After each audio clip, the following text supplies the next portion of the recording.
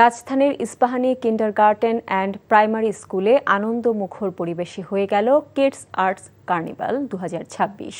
বিকেলে বড় মগবাজারে স্কুল প্রাঙ্গণে অনুষ্ঠিত হয় এই কিডস কার্নিভাল। এই আয়োজনের মূল আকর্ষণ ছিল শিশুদের সৃজনশীলতা বিকাশে একটি বিশেষ আর্ট প্রতিযোগিতা, যেখানে তারা স্বাধীনভাবে নিজেদের কল্পনা শক্তি প্রকাশের সুযোগ পায়।